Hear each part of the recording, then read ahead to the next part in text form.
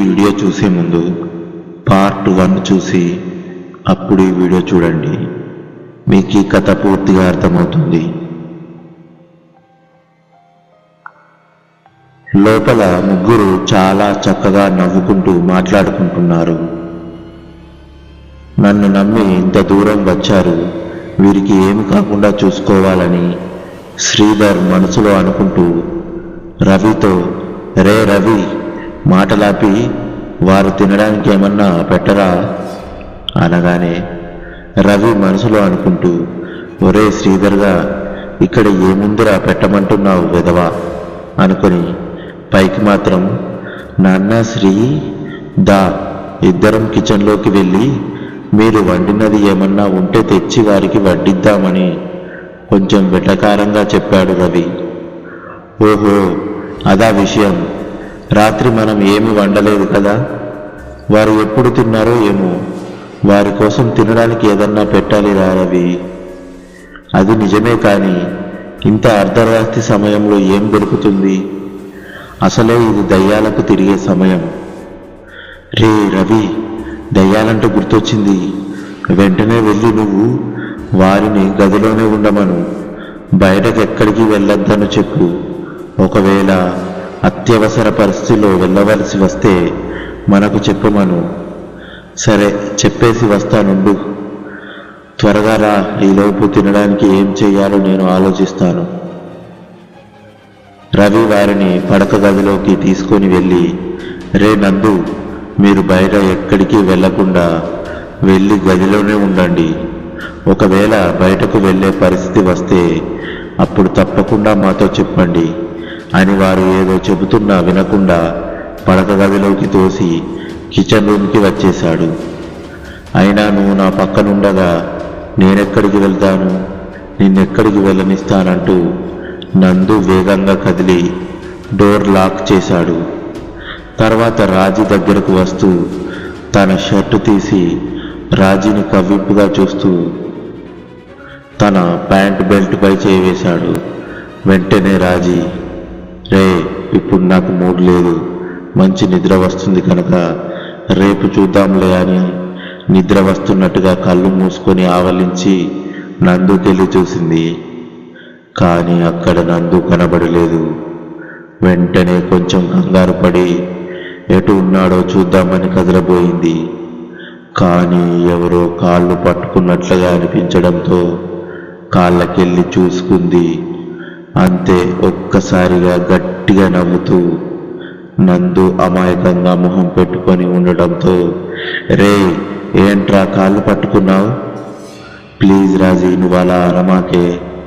దీనికోసమే కదా మనం ఇంత కష్టపడి ఇక్కడికి వచ్చింది. ఇప్పుడు నువ్వు కాదంటే తట్టుకోవడం నా వల్ల కాదే. ప్లీజ్ ఏడిపించకుండా ముందు నీ డ్రెస్ తీసేయి అని చిన్న పిల్లాడిలా బ్రతిమాలుతూ నవ్వును ఎలా దాచుకోవాలో తెలియక బయటకు కొంత కనబడేలా, తర్వాత పూర్తి మనసుతోనే దాచుకుంటూ ప్రయత్నిస్తూనే కావాలనే నందుని మరింత ఉడికించడానికి, మరేం చెయ్యను, నాకు బాగా నిద్ర వస్తుంది బుజ్జి, మరెలా, సరే నీకోసం ఒక పని చేస్తాను, నేను నిద్ర లేవగానే నిన్ను లేపుతాను, అప్పుడు నీ ఇష్టం, నేనేమి నీకు అడ్డు చెప్పను, సరేనా అని నందు మొహంలోకి చూస్తుంది. తన ముఖం కవలికలు ఎర్రగా మారుతుంటే ఎంతో ముద్దుగా ఉండి మనసులో ఏడిపిస్తున్నందుకు కొంచెం నాకు బాధ కలుగుతున్నా చూస్తానికి చాలా బాగుంది. ఇక లాభం లేదనుకున్నాడో ఏమో, వెంటనే పైకి లేచి తను బిడికౌలికిలిలో బంధించి తన అదరాలను పట్టి మెలివేస్తూ తన మొహాన ముద్దుల వర్షాన్ని కురిపిస్తూ నిధి కొరకు అన్వేషిస్తున్నట్టుగా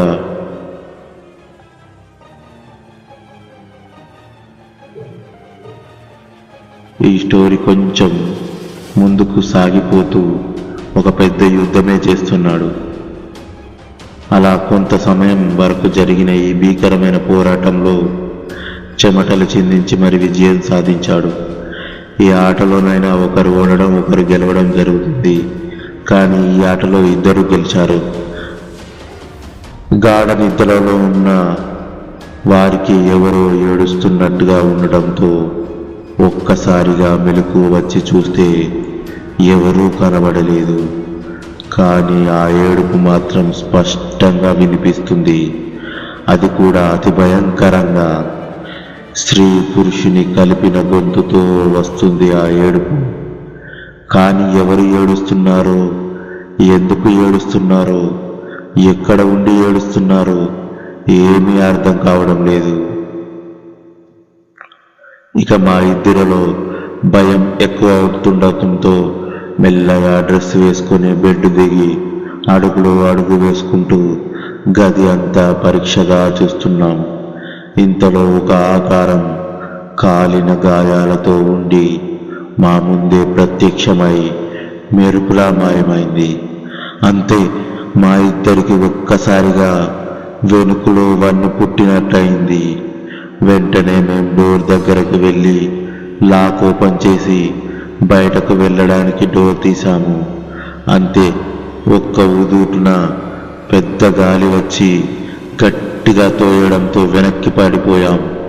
అంతే భయంకరంగా ఉన్న రెండు ఆకారాలు వచ్చి మా గుండెల పైన కూర్చొని గట్టిగా మా గొంతు పట్టుకొని నులుముతుండటంతోనే కొన్ని క్షణాలను ఊపిరి ఆగిపోయినట్లుగా అయింది. ఎంత ట్రై చేస్తున్నా అవి లేవడం లేదు. పోనీ సహాయం కోసం గట్టిగా అరుద్దామనుకున్నా మా మాట ఎవరికి వినపడటం లేదు. ఎందుకంటే పెదవి దాటి బయటకు రావడం లేదు మా మాటలు. ఇక మా పని అయిపోయింది అనుకుంటున్న క్షణంలోనే దేవుడిలా రవి శ్రీధర్లు లోపలికి వచ్చారు. ఏమైందిరా నందు, ఎందుకిలా పడికి ఉన్నారు? రే, మీరు రావడం కొంచెం లేట్ అయి ఉంటే మా పని అంతే. ఏవో అదృశ్య శక్తులు మా మీదకి ఎక్కి మా ప్రాణం తీయబోయాయి అని నందు చెప్పడంతో శ్రీధర్లో కలవరం మొదలైంది. అయ్యో పాపం, వీళ్ళకు నా వల్ల ఇక్కడికి వచ్చారు, వీరికి ఏదైనా అయ్యుంటే ఆ పాపం నా జీవితం మొత్తం వెంటాడుతూనే ఉంటుందనుకుని, రే, మీరు ఉన్న పలంగా వెంటనే ఇక్కడి నుంచి బయలుదేరండి. ఎందుకు ఏమిటి అనే విషయాలు ఇప్పుడు అడగవద్దు, నేను తర్వాత ఫోన్లో చెబుతాను. ముందు మీరు బయలుదేరండి అని చెప్పి రాజీ నందులను వెంటబెట్టుకొని దారిలో ఎన్నో ఆటంకాలను ఎదుర్కొని శ్రీధర్ రవి కలిసి వారిని సేఫ్ జోన్లో వదిలేసి దర్గా వైపుగా బయలుదేరారు. దర్గాలో సర్దార్ భాష కోసం ఎదురు చూస్తుంటే తను అప్పుడే వారికి ఎదురుగా నడుచుకుంటూ వస్తున్నాడు. నమస్తే సర్దార్ బాయ్. నమస్తే శ్రీధర్ బాయ్, ఏంటి ఇలా వచ్చారు? నాతో ఏమన్నా పని పడిందా అంటూ ఆత్మీయంగా పలకరించాడు సర్దార్ భాష. బాయ్, మా వాడు ఒక అద్దె ఇల్లు తీసుకున్నాడు. ఇక అప్పటి నుంచి మా వాడికి అన్ని కష్టాలు మొదలయ్యాయంటూ శ్రీధర్ జరిగిందంతా చెప్పేశాడు.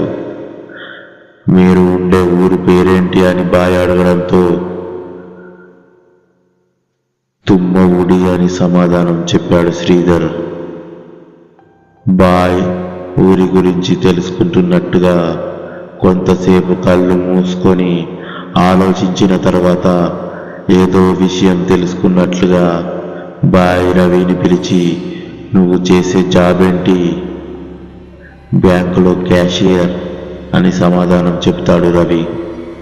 ఇంతలో బాయ్కి మళ్ళీ ఏదో విషయం తెలిసినట్టుగా ఉండటంతో బాయ్ మాట్లాడుతూ, నేను చెప్పేది జాగ్రత్తగా వినండి.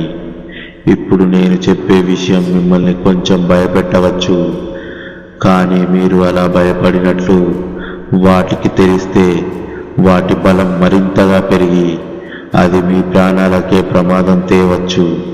అందుకని మీరు ఎట్టి పరిస్థితుల్లోనూ భయపడవద్దు.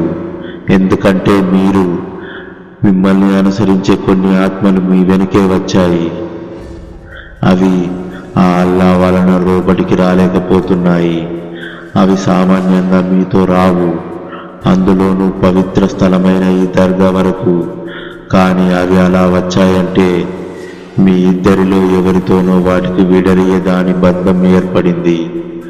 అందుకే వాటికి మీరు ఏం చేస్తున్నారో, ఎక్కడికి వెళ్తున్నారో తెలుసుకోవడానికి అవి మిమ్మల్ని వెంటాడుతున్నాయి. ఇప్పుడు వాటికి మీరు దర్గా వచ్చారని తెలిసింది కనుక వాటికి వ్యతిరేకంగా ఏదో చేస్తున్నారని వాటికి అనుమానం వచ్చి ఉంటుంది కనుక ఇప్పటి నుంచి మీరు చాలా జాగ్రత్తగా ఉండాలి. అలా మీరు సురక్షితంగా ఉండాలంటే నేను అడిగేదానికి దాచకుండా సమాధానం చెప్పండి అని బాయ్ అడగడంతో ఎక్కడో ఆలోచిస్తున్న రవి శ్రీధర్లు ఈ లోకంలోకి వచ్చారు. ఎందుకంటే వారికి బాయ్ మీతో పాటు ఆత్మలు కూడా వచ్చాయనడంతోనే భయం అంటే తెలియని శ్రీధర్ కూడా మొదటిసారి కొంచెం భయపడ్డాడు. కానీ రవి మాత్రం భయంతో వణికిపోతూ ఒళ్ళంతా చెమటలు పట్టి ఉన్నాడు. మళ్ళీ బాయ్ మాట్లాడుతూ, అయినా శ్రీధర్, నువ్వు ఆ ఊరి పక్కనే ఉంటున్నావు కదా, నీకు తెలియదా ఆ ఊరి గురించి? ఇంతలో రవి మనసులో గొనుక్కుంటూ, ఎలా తెలుస్తుంది? వాడు పూర్తిగా రాని ప్రేమ మత్తులో పడి ఇంట్లో వాళ్ళని ఆఖరికి ఫ్రెండ్స్ని కూడా మర్చిపోయాడు కదా. అయినా తెలుసుంటే ఈ దయ్యాలకు బలి చేసేవాడా?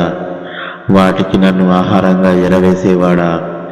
అంతా నా తలరాత కాకపోతే అని మనసులో అనుకుంటుండగా శ్రీధర్ మాట్లాడుతూ, లేదు బాయ్, నేను నా ఫ్రెండ్స్తో తప్ప ఎవరితోనూ కలవను. మా ఇంట్లో ఇప్పుడు కూడా ఈ మ్యాటర్ రాలేదు. అందులో నేను ఎటు తిరగకుండా ఉండటం వల్ల తెలుసుకోలేకపోయాను. బాయ్ చెప్తూ, చూడు శ్రీధర్, నీకు స్కూల్లో, కాలేజీలో, ఆఫీసులో కాదు, బయట కూడా మంచి ఫ్రెండ్స్ ఉంటారు. మనం వెళ్ళిన చోటల్లా ఒక మంచి ఫ్రెండ్ను సంపాదించుకోవాలి. అంతెందుకు, నేను మీకు తెలియడం వల్లే కదా ధైర్యంగా నా దగ్గరకు వచ్చావు. నీకు ఫైనల్గా ఒక మాట చెప్తాను విను. మగాడు తిరగకుండా ఉన్నాడంటే వాడు ఖచ్చితంగా చెడిపోతాడు. ఇదంతా నీకు ఎందుకు చెప్తున్నానంటే, నీకు తెలియకుండానే మీ వాడిని ఎంత ప్రమాదానికి నెట్టావో తెలుసా? ఇప్పుడు నేను చెప్పేది వింటే తెలుస్తుంది. తుమ్మవుడి అనేది ఒక చిన్న గ్రామం. ఆ గ్రామం 10 కిలోమీటర్లు ఉంటే ఊరి చివర మంటలు అంటుకుని 5 కిలోమీటర్ల వరకు అంతా కాలిపోయి చిన్న పెద్ద ఆడవాళ్ళు అనే తేడా లేకుండా చాలామంది చనిపోయారు.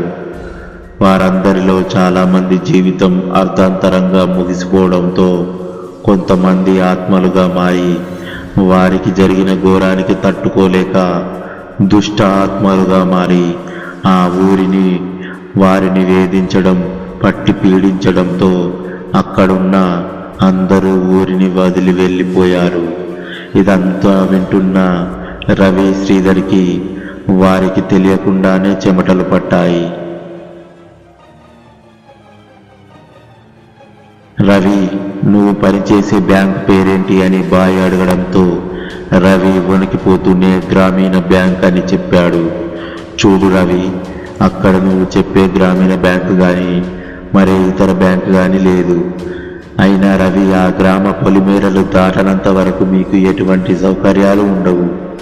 ఎందుకంటే అక్కడ మనుష్య సంచారం లేదు కనుక అని బాయ్ చెప్పడంతో ఈసారి మరింతగా వణికిపోతూ రవి, అయితే బాయ్, మరి నన్నెందుకు ఇక్కడికి పంపించారు? అదంతా తెలియాలంటే నిన్ను పంపించిన వాళ్ళను పట్టుకొని అడగాలి, లేదా నువ్వు ఉంటున్న ఇంటికన్నా వెళ్ళాలి.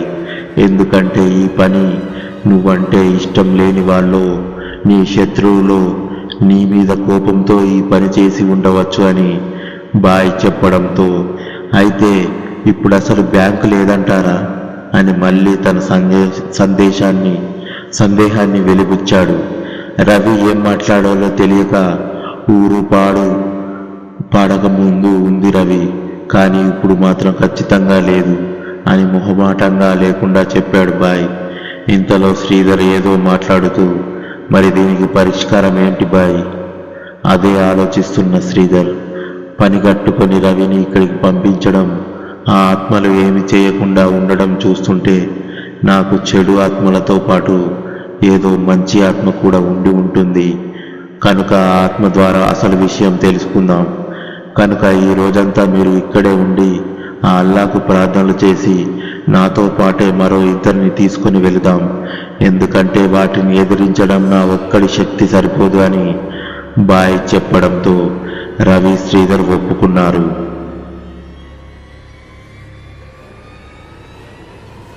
నెక్స్ట్ పార్ట్ కోసం వెయిట్ చేస్తూ ఉండండి. ఈ వీడియో నచ్చినట్లయితే లైక్ చేసి మీకేమనిపించిందో కామెంట్ రూపంలో తెలియజేయండి. మరిన్ని వీడియోస్ కోసం సబ్స్క్రైబ్ చేసుకోండి. Thank you.